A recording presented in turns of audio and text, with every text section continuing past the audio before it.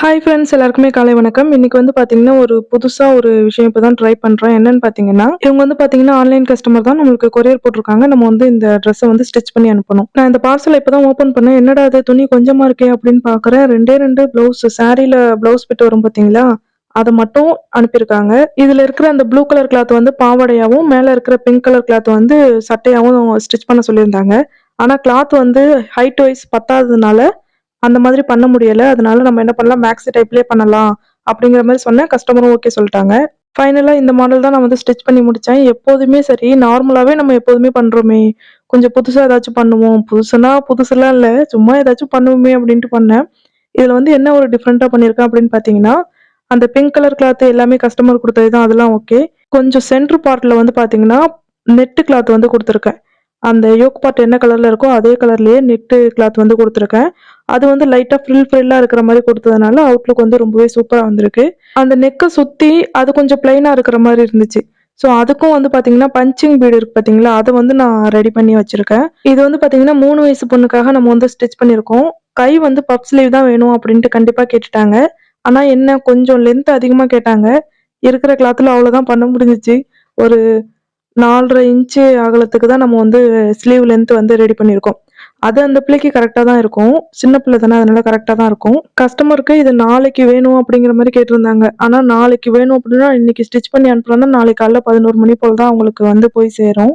Okay இன்னைக்கு வந்து நான் ஸ்டிச் பண்ணி அனுப்புறேன் அப்படின்ட்டு ரொம்ப அவசர அவசரமா ஸ்டிச் பண்ணி, இப்போ வந்து இத கம்ப்ளீட் பண்ணிட்டேன். இத அப்படியே நம்ம வந்து கொரியர் பண்ணிறணும் அவங்களுக்கு. இந்த ஒர்க் வந்து பார்த்தீங்கன்னா, 1 மணிக்கு மதியானம் 1 மணி போல ஆரம்பிச்சேன். ஃப்ரண்ட் பார்ட்ல எந்த டிசைனுமே இல்லாம தான் அவங்க கேட்டிருந்தாங்க. ஸோ நம்ம அப்படியே பண்ணியிருந்தோம்னா டக்குன்னு முடிச்சு குடுத்துருந்துருக்கலாம். இருந்தாலும் என்னமோ தெரியல, இந்த ட்ரெஸ் வந்து ரொம்பவே கம்மியான கிளாத் இருந்ததுனாலயா என்னன்னு தெரியல. இதுல இதுல வந்து டிசைன் வைக்கிறதுக்கு ரொம்ப ஆர்வமா இருந்துச்சு. ஸோ நானே வந்து டிசைன்லாம் வச்சேன். அதுக்கு டைம் வந்து பார்த்தீங்கன்னா, கிட்டத்தட்ட இத வந்து நான் அந்த பஞ்சிங் பில்லாம் முடிச்சு எல்லாமே முடிச்சு பேக் பண்றதுக்கு கரெக்ட்டா 6:30 கிட்ட ஆயிடுச்சு. கொரியர் ஆஃபீஸ் வந்து பார்த்தீங்கன்னா, 8 மணி வரைக்கும் தான் எடுப்பாங்க. அதுக்கப்புறம் எடுக்க மாட்டாங்க. வண்டி வந்துரும்.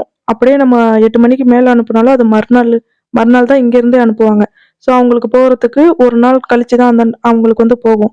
ஸோ அப்போ வந்து நம்ம லேட்டா அனுப்பி பிரயோஜனம் கிடையாது. அதனால முடிஞ்ச அளவுக்கு 8 மணிக்குள்ளேயே போய் நம்ம வந்து குடுக்கணும். இந்த பார்சல கொரியர் அனுப்பிட்டு வந்த பிறகு, அதுக்கப்புறம் வந்து ஒரு ப்ளவுஸ் ஒண்ணு ஸ்டிச் பண்ணணும். Lining blouse. இன்னைக்கு ஈவினிங் தான் இந்த ப்ளவுஸ் கேட்டிருந்தாங்க. ஆனா நான் இன்னும் ஸ்டிச் பண்ணல. இத கொஞ்சம் அர்ஜென்ட்டா முடிக்கிற மாரி ஆயிடுச்சா, அதனால ஸ்டிச் பண்ணல. ஒரு 9 மணிய போல வாங்க அப்படிங்கிற மாரி சொல்லியிருந்தேன். இந்த சாரிக்கு உள்ள ப்ளவுஸ் தான். ஆனா நான் கடத்தெருவுக்கு போயிட்டு வரதுக்கே வந்து டைம் 8 கிட்ட ஆயிடுச்சு. அதுக்கப்புறம் தான் கட் பண்ணி ஸ்டிச் பண்ணணும். இதுல இன்னொரு ப்ராப்ளம் என்னன்னா, இந்த சாரிய வந்து பிரிக்கக்கூடாது. பிரிக்காமயே இதுல மடிப்பு மடிப்பா இருக்குல்ல, அதனால பிரிக்காமயே அப்படியே நம்ம வந்து இதுல உள்ள ப்ளவுஸ கட் பண்ணி எடுக்கணும். அது அப்புறம் முந்தி ஓரம் அடிக்கிறதுக்கு அதுக்கும் நம்ம ஸ்ட்ரெய்ட்டா கட் பண்ணணும். அதுக்கும் வந்து நம்ம பொறுமையா பண்ண வேண்டியது இருந்துச்சு. அவங்கள 9 மணிக்கு வர சொல்ட்டேன். கரெக்ட்டா 1 மணி நேரம் தான் இருக்கு. ஸோ அந்த டைம்ல ப்ளவுஸ் ஸ்டிச் பண்றதுக்கு தான் கரெக்ட்டா இருக்கும். அதனால கஸ்டமருக்கு கால் பண்ணி ஒரு 9:30, 9:50 அந்த டைம்க்கு வாங்க அப்படிங்கிற மாரி சொல்லிட்டேன். அந்த ப்ளவுஸோட ஃபினிஷிங் வீடியோ கூட எடுக்கல. அதுக்குள்ளேயே அதாவது அந்த ப்ளவுஸ ஸ்டிச் பண்ணிட்டு இருக்கும்போதே கஸ்டமர் வந்துட்டாங்க. அதுக்கப்புறம் அவங்களுக்கு வெயிட் பண்ணாங்க. நான் ஸ்டிச் பண்ணி முடிக்கிற வரைக்கும் வெயிட் பண்ணாங்க. இது வந்து அளவு எடுத்து ஸ்டிச் பண்ண ப்ளவுஸா, அதனால வியர் பண்ணி பார்த்துட்டு எல்லாம் ஓகே அப்படின்னு சொல்லிட்டு அவங்க கஸ்டமர் வாங்கிட்டு போயிட்டாங்க. அடுத்ததா பார்த்தீங்கன்னா, எனக்காக தான் இந்த சாரி வந்து நான் இப்போ இதுக்குள்ள ப்ளவுஸ் தான் ஸ்டிச் பண்ண போறேன். இது வந்து பார்த்தீங்கன்னா, நைட்டு டைம் ரொம்ப ஆயிடுச்சுல, அந்த பொண்ணுக்கு ஸ்டிச் பண்ணி அனுப்புறதுக்கு 10:30 அந்த டைம் ஆயிடுச்சு.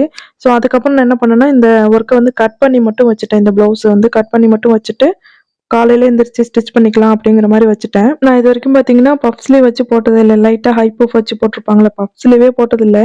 ஃபர்ஸ்ட் டைம் ட்ரை பண்ணலாம். எப்படி இருக்குன்னு தெரியலையே அப்படின்ட்டு நான் இந்த ப்ளவுஸ்ல தான் வந்து ட்ரை பண்ணேன். இந்த வீடியோல லாஸ்ட்டா நான் இந்த ப்ளவுஸ் வியர் பண்ணிட்டு, நான் வீடியோ அல்லது ஃபோட்டோ வந்து போட்டிருப்பேன். பாருங்க எப்படி இருக்கு? ஃபிட்டிங் அண்ட் ஃபினிஷிங் எப்படி இருக்கு? அப்படிங்கிறத கண்டிப்பா மறக்காம கமெண்ட்ல சொல்லுங்க. இப்போ கொஞ்ச நாளா பார்த்தீங்கன்னா, இந்த பைப்பிங் லேஸ விட பைப்பிங் வச்சு ஸ்டிச் பண்றதா இருக்கட்டும், அத வியர் பண்றதா இருக்கட்டும், எனக்கு ரொம்பவே புடிச்சிருக்கு. அதனால நான் இந்த ப்ளவுஸ்லயும் பைப்பிங் மட்டும் தான் வச்சிருக்கேன். பேக் நெக்ல டிசைன் வச்சு ஸ்டிச் பண்றதெல்லாம் பார்த்தீங்கன்னா, ஸ்டார்ட்டிங் ஸ்டேஜ்ல எனக்கு ரொம்ப புடிச்சிருந்துச்சு. டெய்லரிங் ஸ்டார்ட் பண்ண புதுசுலலாம். ஆனா இப்பலாம் வந்து அதுல உள்ள இன்ட்ரெஸ்ட்டே போயிடுச்சு. ஸோ முடிஞ்ச அளவுக்கு பிளைனா போடுறதுக்கு தான் புடிச்சிருக்கு. இதுல வந்து பேக் சைடு பார்த்தீங்கன்னா, டாட் பிடிக்காம பிளைனாவே நான் வந்து ஸ்டிச் பண்ணியிருக்கேன். அதுவும் வந்து ஃபிட்டிங் சில நேரத்துல சூப்பரா இருக்கும். ஆல்ரெடி நான் ஒரு 2, 3 ப்ளவுஸ் ஸ்டிச் பண்ணேன். பேக்ல டாட் இல்லாம. அதோட ஃபிட்டிங் வந்து சூப்பரா இருந்துச்சு. ஸோ இதையும் நம்ம அதே மாரியே ட்ரை பண்ணுவோம் அப்படின்னு ட்ரை பண்ணேன். அப்புறம் இதுல இன்னொரு விஷயம் என்ன அப்படின்னா, ஃப்ரண்ட் அண்ட் பேக் நல்ல டீப். நெக்கோட இறக்கம் வந்து நல்லா அதிகமா வச்சிருந்தேன். அதே மாதிரி நெக்கோட அகலமும் சரி அதிகமா இருக்கும். பார்க்கறதுக்கு இப்போ நார்மலா நம்ம ஸ்டிச் பண்றோம் அப்படின்னா, கட் பண்ணி ஸ்டிச் பண்றோம். கட் பண்ணும்போது நல்லா ரவுண்டு நெக் அழகா இருக்கும். ஆனா ஸ்டிச் பண்ணி முடிச்ச பிறகு பார்த்தீங்கன்னா, யூ நெக் மாரி இருக்கும். சின்னதா இருக்கும். ஒரு ஷேப்லெஸ்ஸா இருக்கும். அது ஒரு மாதிரி வியர் பண்ண பிறகு வேற மாரி இருக்கும். கீழ ப்ளவுஸ போட்டு பார்த்தா வேற மாரி இருக்கும். ஸோ அந்த மாதிரிலாம் இல்லாம ஃபிட்டிங் வைஸும் இது வந்து சூப்பரா வரணும் அப்படிங்கிற மாரி அதுக்கு ஏத்த மாதிரி ஸ்டிச் பண்ணதால, பார்த்து பார்த்து ஸ்டிச் பண்ணியிருக்கேன். பார்ப்போம் ஃபிட்டிங் எப்படி வருது அப்படின்ட்டு. உள்பக்கம்லாம் நல்லா ஓவர்லாக்லாம் போட்டு சூப்பரா ஃபினிஷ் பண்ணி வச்சுட்டேன். இதுல பைப்பிங்கும் பார்த்தீங்கன்னா, நம்ம வந்து இன்விசிபிளா குடுத்துருக்கோம்.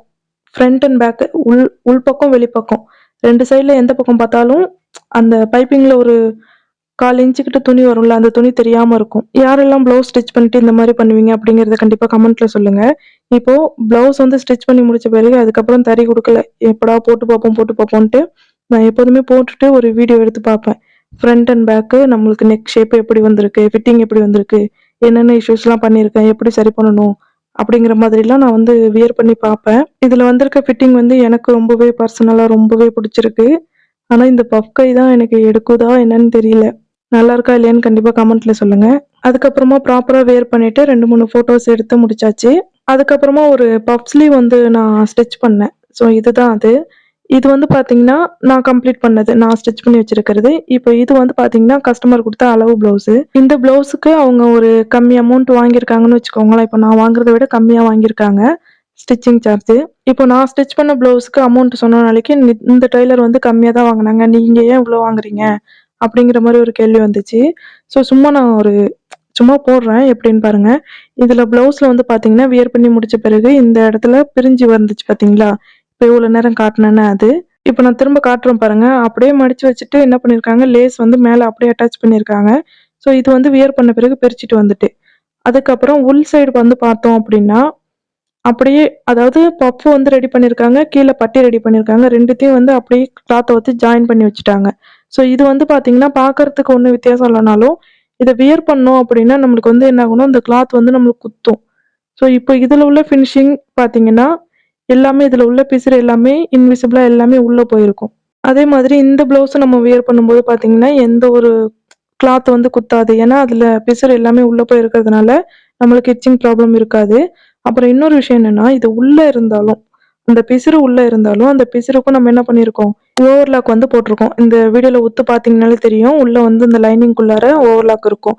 இது ஏன் அப்படின்னா, இந்த கிளாத் வந்து வர வர இப்ப குடுக்குற கிளாத் எல்லாமே பிரிச்சு பிரிச்சுட்டு போயிடுது. அதனால, நம்ம உள்ளுக்குள்ளேயே ஓவர்லாக் குடுத்திருந்தோம் அப்படின்னா, ஓரளவுக்கு இது வந்து செக்யூரா இருக்கும் அப்படிங்கிறதுனால அந்த மாரி குடுத்துருக்கோம். இது வந்து இன்னொரு கஸ்டமருக்கு நான் ஸ்டிச் பண்ண பஃப் ஸ்லீவ் மாடல் தான். இதுலயும் சேம் மெத்தட் தான் நான் ஃபாலோ பண்ணியிருக்கேன். இதோட ஃபினிஷிங் உள் பக்கம் எல்லாம் எப்படி இருக்கு அப்படிங்கிறதையும் பாருங்க. இத வந்து மெயினா இப்ப நான் எதுக்காக சொல்றேன் அப்படின்னு பார்த்தீங்கன்னா, இப்போ உங்க ஊர்லயே இருக்கட்டும் 2 டெய்லர் இருப்பாங்க அப்படின்னா, ஒருத்தவங்கள்ட்ட ரேட் கம்மி இருக்கும், ஒருத்தவங்கள்ட்ட ரேட் அதிகம் இருக்கும். ஸோ நீங்க ஒரு ஒரு வேளை நீங்க ரேட் அதிகமா நீங்க பண்றீங்க அப்படின்னா, ரேட் கம்மியா உள்ளதுக்கும், நீங்க பண்ணதுக்கும் வித்தியாசம் தெரியணும். சும்மா நீங்க வந்து பணம் மட்டும் அதிகமா வாங்கிட்டு, அதுல எப்படி ஸ்டிச் பண்ணியிருக்கோ, அதே மாதிரி ஸ்டிச் பண்ணி குடுக்கறது, அப்படி பண்ணக்கூடாது. ஏதாச்சும் ஒரு டிஃபரன்ஸ் இருக்கணும். அதுல எப்படி சொல்றது? ஃபினிஷிங் சரியில்லாம இருக்கலாம். நீங்க ஃபினிஷிங்கா பண்ணலாம்.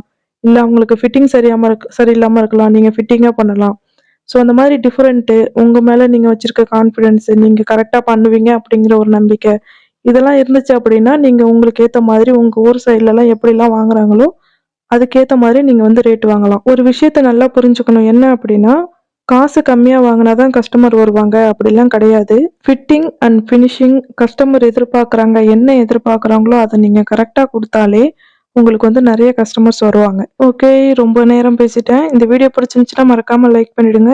இந்த மாதிரி டெய்லரிங் கன்டென்ட் உங்களுக்கு ரொம்ப பிடிக்கும் அப்படின்னா, நம்மளோட சேனல மறக்காம சப்ஸ்கிரைப் பண்ணி வச்சுக்கோங்க. நெறைய பேர் வீடியோ முழுசா பார்க்குறீங்க. ஆனா லைக் மட்டும் பண்ண மாட்றீங்க. ப்ளீஸ் மறக்காம ஒரு லைக் பண்ணிடுங்க.